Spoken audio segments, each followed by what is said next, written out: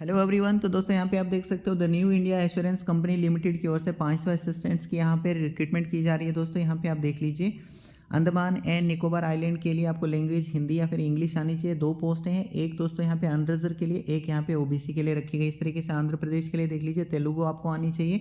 Total जो पोस्टें यहाँ पे 10 पोस्टें हैं, कैटेगरी वाइज रखी गई। अरुणाचल प्रदेश की बात करें, इंग्लिश लैंग्वेज आपको आनी चाहिए, 2 पोस्टें रखी गई। आसाम की बात करें, आसामीज़ आपको आनी चाहिए दोस्तों, यहाँ पे 6 पोस्टें रखी गई हैं। इसी तरीके से दोस्तों यहाँ पे आसाम, बिहार, चंडीगढ़, छत्तीसगढ़, दिल्ली, गोवा, गुजरात, हरियाणा, हिमाचल प्रदेश, जे.एंड.के, झारखंड, कर्नाटक, केरला, मध्य प्रदेश, महाराष्ट्र, मणिपुर, मेघालय, मिजोरम, नागालैंड, उड़ीसा, पुडुचेरी, पंजाब, राजस्थान, सिक्किम, तमिलनाडु, तेलंगाना, उत्तर प्रदेश, उत्तराखंड और वेस्ट बंगाल। ठीक है, वेस्ट बंगाल की बात करें, बंगाली आपको आनी चाहिए। टोटल 10 पोस्ट हैं। इस तरीके से जहाँ से भी, जिस भी यूटी से या जिस भी स्टेट से आप बिलोंग करते हैं, वो आप यहाँ पर देख लेना कि कौन सी यहाँ पे लैंग्वेज आपको आनी चाहिए और कितनी नंबर ऑफ पोस्ट यहाँ पे निकालेंगे। टोटल यहाँ पे कितनी है, 500 पोस्ट हैं। 500 असिस्टेंट्स की यहाँ पे पोस्टें इनकी ओर से निकल कर आई है। ऑनलाइन मोड से दोस्तों फॉर्म फिल करना होगा आपको। 17 दिसंबर से फॉर्म लगना स्टार्ट हो चुके हैं। एक जनवरी 2025 तक आप फॉर्म जो है फिल कर सकते हैं। और यहाँ पे जो सिलेक्शन का प्रोसेस है दोस्तों, एक तो प्री आपका होगा, उसके बाद मेन एग्जाम होगा, उसके बाद फिर आपका लैंग्वेज का टेस्ट यहाँ पे होने वाला है। प्री की बात करें दोस्तों, 27 जनवरी 2025 मंडे के दिन आपका प्री एग्जाम लिया जाएगा। मेन एग्जाम की बात करें, 2 मार्च संडे के दिन जो है आपका एग्जाम कंडक्ट कराया जाएगा।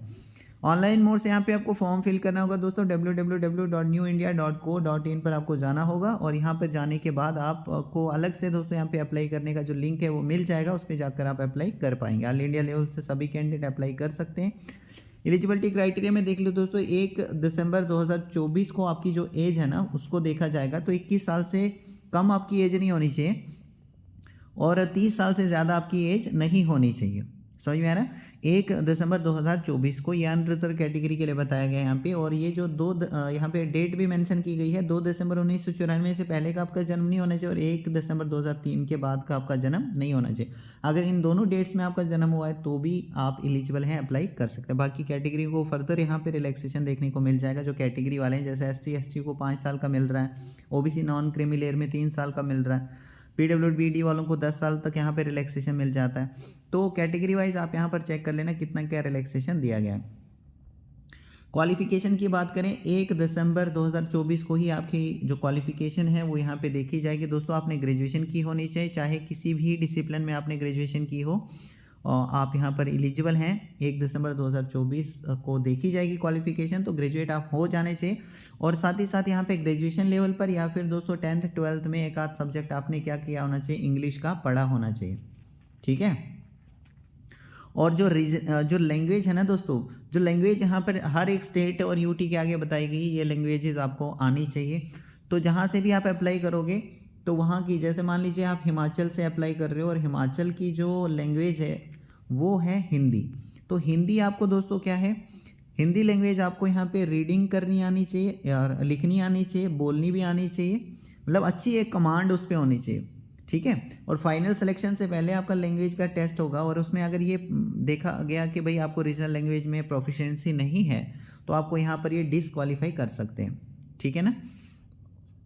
थोड़ा सा नीचे स्क्रॉल करते हैं, अभी फीस के बारे में भी हम यहाँ पे देख लेते हैं। उससे पहले हम यहाँ पे देखेंगे दोस्तों कि यहाँ पे कहाँ से क्वेश्चन, देखो दोस्तों जो प्री एग्जाम आपका लिया जाएगा, इसमें इंग्लिश लैंग्वेज से 30 क्वेश्चन 30 मार्क्स के रहेंगे, रीजनिंग से 35 क्वेश्चन पूछे जाएंगे 35 मार्क्स के रहेंगे, न्यूमेरिकल एबिलिटी से 35 क्वेश्चन 35 मार्क्स के रहेंगे। 100 क्वेश्चन पूछे जाएंगे, 100 नंबर के रहेंगे। 1 घंटे की टाइमिंग दी जाएगी दोस्तों आपको करने के लिए इस पेपर को।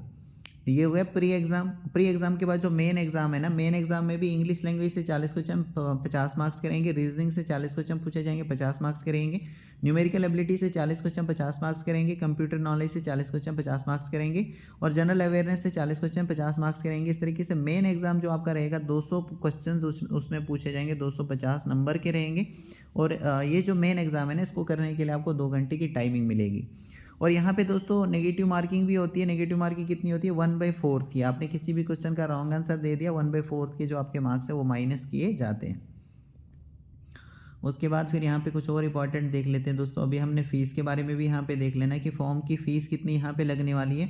उससे पहले यहाँ पे सेंटर्स देख लीजिए, स्टेट और यूटी वाइज आगे सेंटर्स बताए गए कहाँ पर आपके सेंटर्स होंगे। जैसे अंडमान एंड निकोबार आइलैंड की बात करें, पोर्ट ब्लेयर आपका प्री एग्जाम होगा, पोर्ट ब्लेयर में ही आपका मेन एग्जाम भी होगा। उसके बाद इसी तरीके से यहाँ पे आसाम की बात करें, डिब्रूगढ़, गुवाहाटी, जोरहट, सिलचर और तेज़पुर जैसी जगहों पर आपका प्री एग्ज़ाम होगा और गुवाहाटी में आपका ओनली यहाँ पे मेन एग्ज़ाम होगा। ठीक है। छत्तीसगढ़ की बात करें, भिलाई, बिलासपुर, रायपुर जैसी जगहों पर आपका प्री एग्ज़ाम लिया जाएगा, रायपुर में आपका मेन एग्ज़ाम होगा। तो ये यहाँ पे स्टेट यूटी में देख लीजिए आगे कहाँ पर आपके सेंटर्स जो हैं प्री और मेन एग्ज़ाम के होने वाले हैं। अब यहाँ पर दोस्तों देख लो एप्लीकेशन फ़ीस आपको कितने लगने वाली है। SC ST PWD ex serviceman category से अगर आप आते हैं 100 रुपये की फ़ीस है आपके लिए। और ये जो यहाँ पे कैटेगरीज है SC ST PWD और एक्स सर्विसमैन, इन कैटेगरीज़ को छोड़कर जो बाकी कैटेगरी वाले आते हैं दोस्तों उनके लिए 850 रुपये की फ़ीस यहाँ पे रखी गई है। और ये जो 850 रुपये फॉर्म की फ़ीस है दोस्तों, ये आपको किस तरीके से पे करनी है, तो यहाँ पे इन्होंने मोड्स भी बताया कि कैसे आपको फ़ीस पे करनी है। ठीक है, यहाँ पे इन्होंने बताया दोस्तों, हम देख लेते हैं कैसे कौन कौन से मोड्स हैं जो जिनके थ्रू आप यहाँ पर जैसे